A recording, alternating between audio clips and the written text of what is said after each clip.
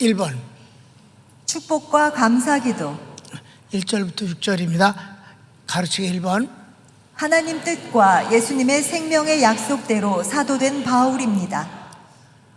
뭐 뻔한 거지만 사랑하는 제자 디모데 목사님에게 사도 바울이 다시 한번 확인을 하는 거예요. 내가 사도된 건 내가 원해서나 시험 봐서 합격해서나 사람들이 막 추천을 하고 투표를 통해서 한 게 아니라 오직 하나님 뜻과 예수님의 생명의 약속으로 말미암아 내가 사도되지 않았느냐. 1절 시작. 하나님의 뜻으로 말미암아 그리스도 예수 안에 있는 생명의 약속대로 그리스도 예수의 사도된 바울은. 길게 수식어로 썼어요. 2번 사도 바울이 디모데를 사랑하는 마음이 간절합니다. 하나님의 정체성, 성품은 사랑이에요. 여기서도 바로 그 사랑이라는 걸 여기서 감히 사도 바울이 디모데를 사랑하는 것이 인간적인 그런 세상적인 필리오스가 아니라 아가페 사랑을 한다고 말하고 있습니다. 여러분, 이게요, 목사가 성도를 사랑하는 뜨거운 마음은요, 형제도 아니고 피를 나누지도 않았고 이익의 관계로 동업자도 아닌데 그 사랑하는 건 아가페일 수밖에 없는 거예요. 성령님께서 하나님의 사랑을 주의 종에게 부어주심으로 그것이 드러나는 것은 이건 하나님의 사랑을 하는 것을 말하는 것입니다. 정말이에요. 그건 그래요. 그냥 일반적인 면에서는 그게 인간적 사랑을 하지만 여기서 사도 바울이 디모데 목사님을 사랑하는 것은 그런 사랑이라 하나님의 사랑으로 사랑할 수 있도록 성령님이 부어주신다는 거예요. 2절부터 4절 시작. 사랑하는 아들 디모데에게 편지하노니 하나님 아버지와 그리스도 예수 우리 주께로부터 은혜와 긍휼과 평강이 내게 있을지어다. 내가 밤낮 간구하는 가운데 쉬지 않고 너를 생각하여 청결한 양심으로 조상적부터 섬겨오는 하나님께 감사하고 내 눈물을 생각하여 너 보기를 원함은 내 기쁨이 가득하게 하려 함이니. 사랑하는 사람은 보고 싶어 하는 거예요. 그래서 정말 내가 너무 보고 싶다.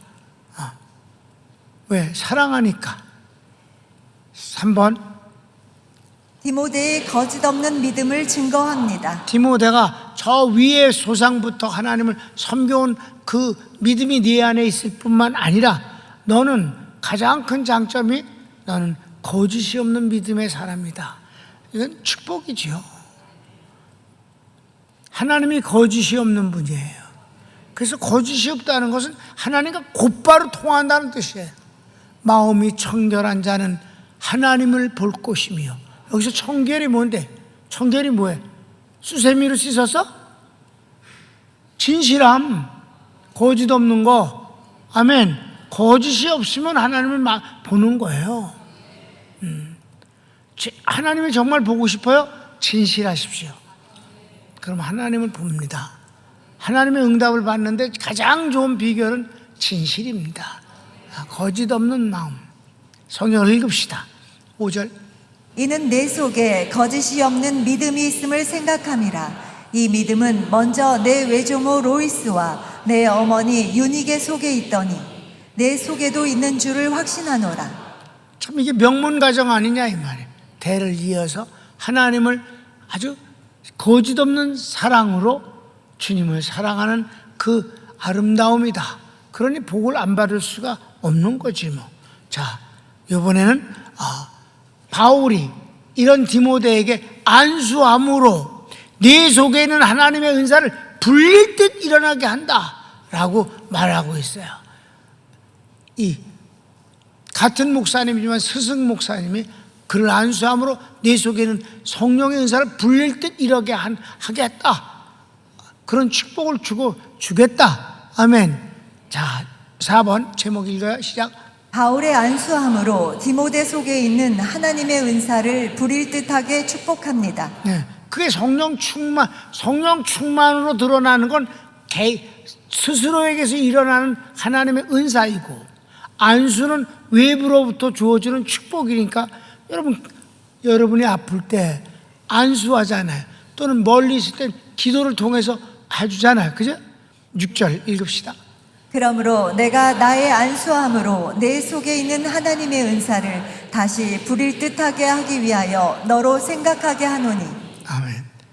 이 큰 집안 주의 종에게 주시는 은사, 최종에게 주시는 선물이 하나님의 성령님의 은사가 뭐냐 하면은, 긍정적인 환경과 하나는 부정적인 측면에서 담대함이에요.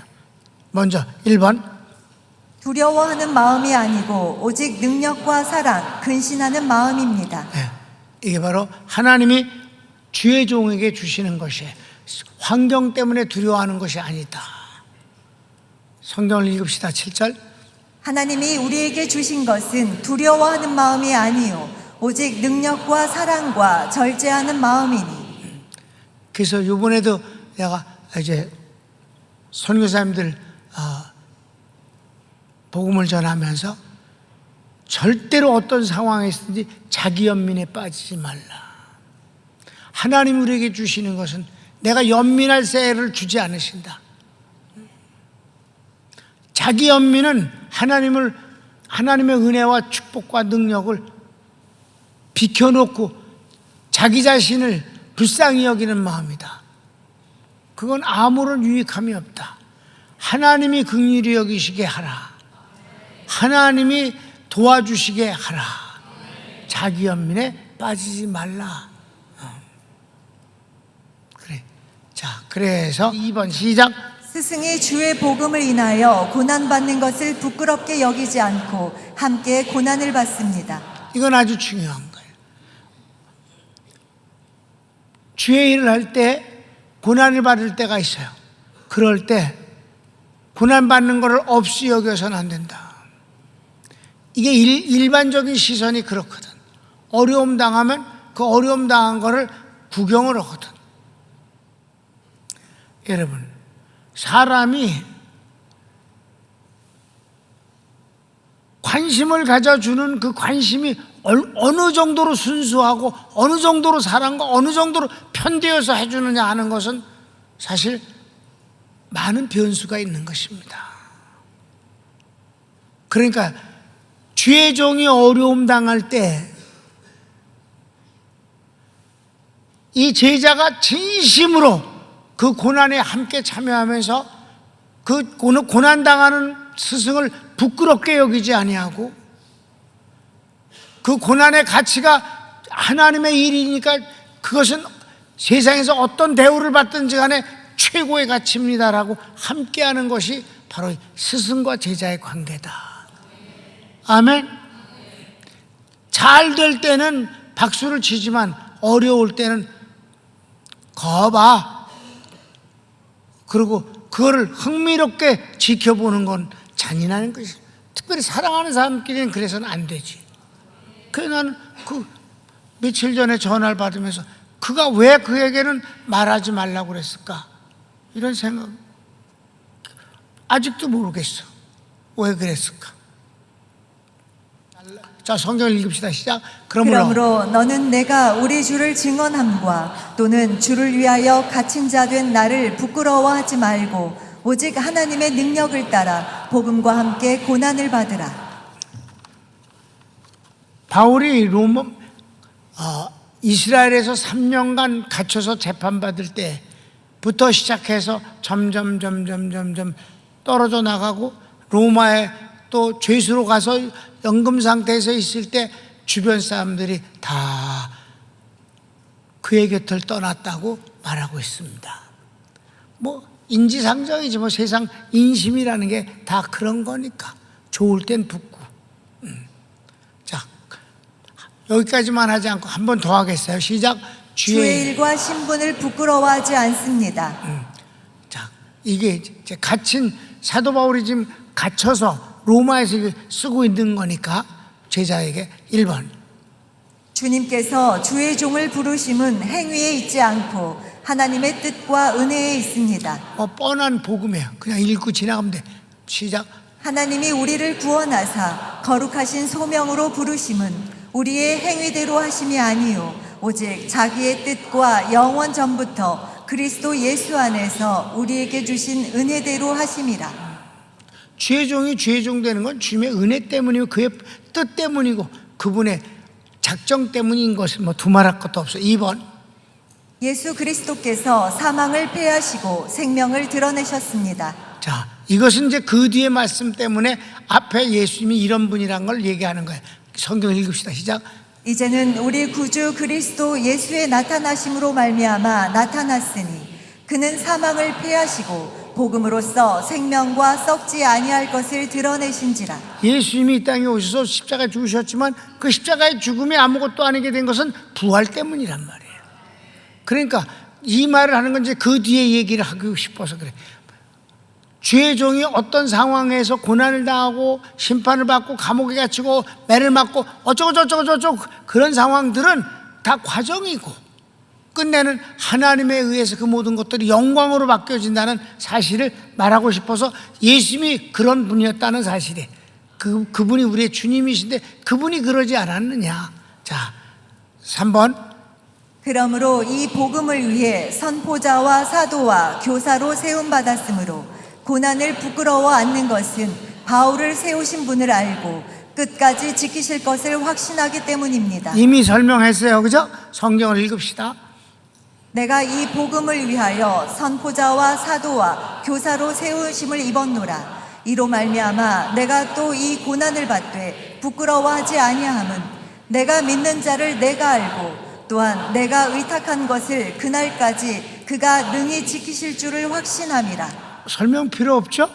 우리 주님이 절대로 세상에 와 이럴 때도 있고 저럴 때도 있고 그렇지만은 주의 종으로 부르심을 받은 그 자체가 시작부터 그는 그분의 뜻이고 그건 영광이고 그것은 승리며 그것은 이 세상에서 어떤 가치로도 바꿀 수 없는 존귀한 것이다.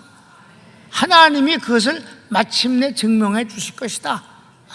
그러니까 과정에서 이런저런 것은 큰 문제가 없다 하는 거예요. 자, 4번. 디모데에게 그리스도 예수 안에 있는 믿음과 사랑으로 바울에게 배운 말씀을 성령님으로 지키라고 합니다. 성경을 읽읍시다. 너는 그리스도 예수 안에 있는 믿음과 사랑으로서 내게 들은 바 바른 말을 본받아 지키고 우리 안에 거하시는 성령으로 말미암아 내게 부탁한 아름다운 것을 지키라. 아멘. 마지막 5번. 바울을 많은 사람이 버렸으나 오네시보로는 끝까지 그를 부끄러워하지 않고 섬겼다고 합니다. 그래. 그러니까 감옥에 있는 그를 많은 사람들이 떠났고 피하고 그랬는데 그 사랑을 지키고 끝까지 함께했다. 부끄러워하지 아니하고 섬김이 그대로 되어졌다. 예수님이 십자가에 못 박혔을 때 다 도망갔고 사도 요한만 밑에 있었다. 주님이 그 요한에게 요한계시록을 계시해 주셨다. 아멘. 네. 그러니까 약간의 상황 때문에 낯색 변하는 것은 치사스러운 일이에요. 특별히 주님을 향해서 낯색 변한다는 건 있을 수 없는 일입니다. 이게 바로 굳건한 주님 편에 선 사람은 그러지 않게 되는 것입니다. 여러분, 나는 정말 하나님의 은혜로 전 세계가 예배를 드리지 아니하고 영상으로 대신하고 있는 그런 때에 우리 교회가 정상적인 예배를 온 교인이 함께 드렸다는 이 점이 너무 감사합니다. 다들 그렇게 했을 때 우리는 주님 편에 섰었습니다. 마지막 읽읍시다. 시작.